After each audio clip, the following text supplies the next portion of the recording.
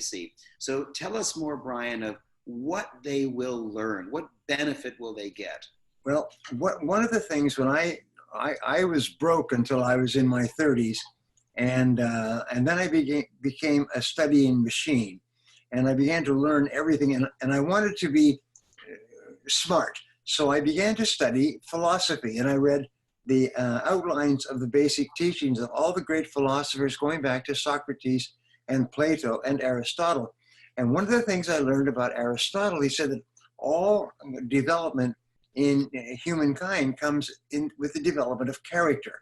And character, he gives several qualities of character: integrity, courage, persistence, openness. And he said that each of these is a quality and that it is learned by practice. So success, he said, is actually a matter of habit more than anything else. It's developing the habits of successful people. So I have spent several years studying the habits of wealthy people. And I've written a book, which I'll be publishing soon. And it's called Make More Money. Just because it's perfect marketing title, Make More Money, the habits of millionaires and billionaires and how you can develop them as well. And, and these people have been studied and interviewed. One of the top philosophers interviewed 10,000 millionaires over the course of several years to find out why they feel they were successful. And for example, the simplest, 85% of them said, I didn't have a great education. I didn't have a great background. I had nothing when I started off. They said, but I was willing to work harder than anyone else. And that turned out, the more I studied it, book after book, year after year, when you pressure a successful person, they'll just say that they worked harder than anyone else for a long, long time. They didn't trust to luck. They got up early. They worked harder. They stayed later. Give you another interesting point. They just did a study on self-made billionaires, and they find that they have several habits. One is they get up by 6 a.m. or earlier each morning, and they immediately exercise to get their body and their brains moving, and they plan their day, and they immediately start work. They get up and get going 2 hours before their first appointment, their first scheduled event. And then when they work all the time they work. Fully 50% of working time today is spent wasted in idle chit-chat and chatter and checking on the email and iPhone and talking to your friends and going out for lunch and so on. But when they start work immediately. And they work all day long. They work full blast. If you call them out and say, how are you doing? Say, great, got to get back to work. They go back to work. Interesting, here's a life-changing idea. When children are young, their parents take them to school for the first time. Every parent can remember doing this. And children are nervous and they're afraid and they clutch to their parents, their mother, their father, and so on. And the teachers are waiting, and the teachers take them away and they put them into a room with other kids for their first day of school. And the kids look around, and who else is in the room? It's a bunch of other little kids. And so what do you do if you're a little kid and you're put in a room with other little kids? You play. And so they immediately start to play with their other little friends. And within 2 or 3 days of coming to school, pretty soon they think about going to school so they can play with their friends. And school, throughout their kindergarten and early grades, becomes their primary play place. I tell this little story. I said, so then they get older and they play with their friends, and they go to school events, and they have parties and after school events and weekends, and then they get older and they get sports and all kinds of activities. And I said, and then they go to university if they can, and then they can play without supervision. And then they get up and they get their first job, and they're very nervous again. They're really tense. Some people are sick to their stomach the first day of a new job, and they go to work and they're introduced around, and who are they introduced to? Other people their same age. And what do you do with other people your same age? conditioning, habit, and so you play. And so most adults today, most adults, 80% or more, look upon work as a play place. So they go to work, and the first thing they do is they go and they play with their friends, just like the first day in kindergarten. And all of their working career is play, play, play. They look at the clock to see when they can play differently. They look at the clock to see when they can stop working. They look at the clock to see when they have to start. They look at the clock to see when they can go for lunch. The clock becomes their enemy. They're running against the clock all the time, because as soon as the clock reaches a certain point, they can either start playing or stop working. And that's why the great majority of people never realize their potential. So we say, if you're going to work, work all the time you work. When you get to work early, and then go to work and put your head down and just go full blast the whole day. If you just do that, you will double and triple your productivity, your performance, your output, and your rate of promotion. And all successful people do it. There's nothing brings you to the attention of people who can help you more than being a hard worker, being a consistent worker, getting the job done and getting it done quickly. So that's just one little thing. Another thing is wealthy people read 1 hour a day in their field. They read an average of an hour a day. Some read much more. But what they do is they spend time with their family. They spend time with their spouse and their kids. So they have lots of time. They work, and here's my great basic rule: work all the time you work. And then be with your family all the time, be with your family. And I've taught this, and people have come back to me and said it changed my life forever. From that day forward, I never wasted time at work. Here's a law, which I learned in studying time management.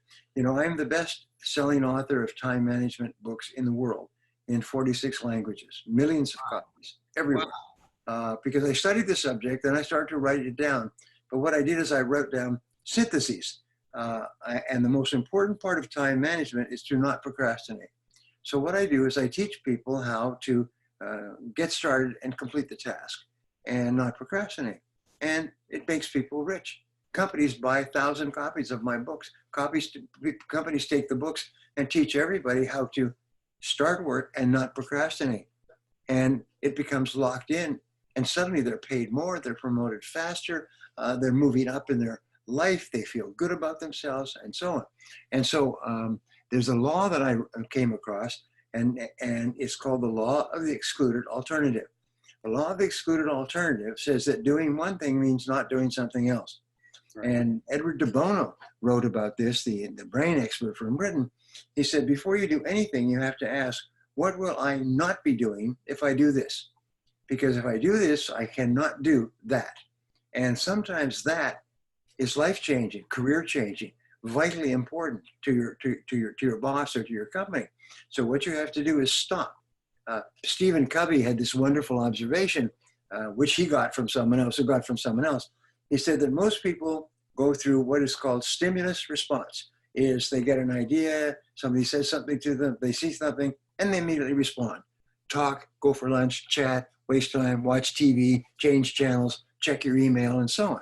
He said, however, superior people, I just gave a talk on this yesterday, as a matter of fact, the difference between average thinkers or below average and superior thinkers. Superior thinkers have a stimulus, and then here's the response, but in between there's a moment of thought. And in that moment of thought, you determine your whole life. It's something so simple, but without this moment of thought between the stimulus and the response, you have no chance at all of ever accomplishing anything worthwhile. It's when you stop and think, like your mother told you, stop and think before you act.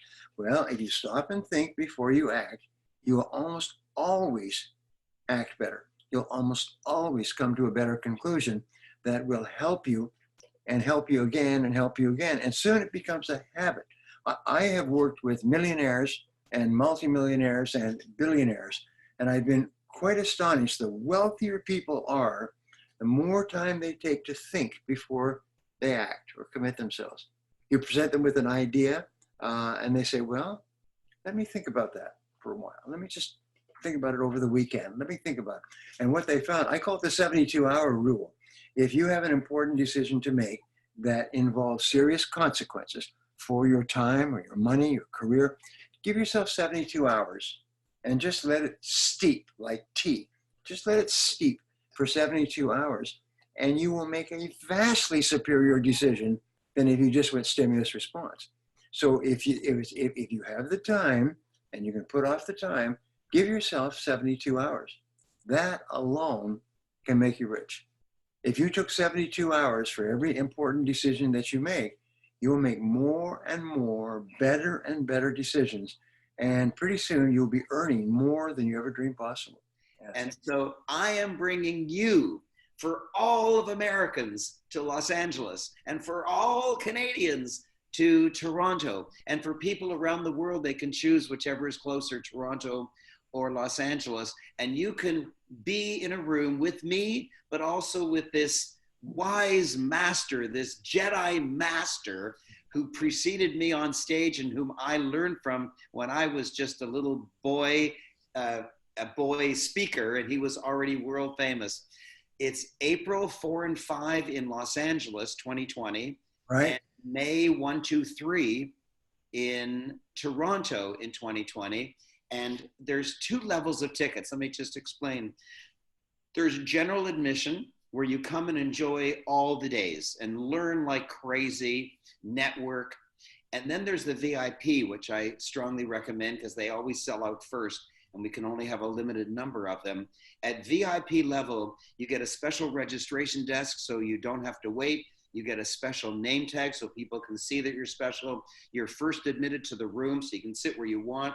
There's VIP sitting right near the front so you get the immediacy of being really close to Brian and myself and the other speakers.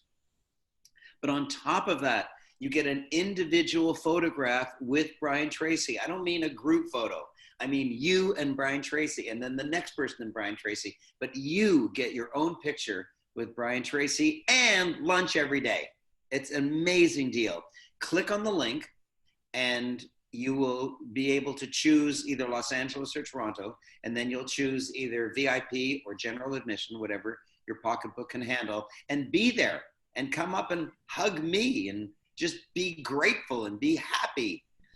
Because as Brian says, you can't, there's no other way to learn but being in a room with a master who has proven his worth over decades, that his words work, his learning works, his teaching works, his lessons work, his books sell because they work.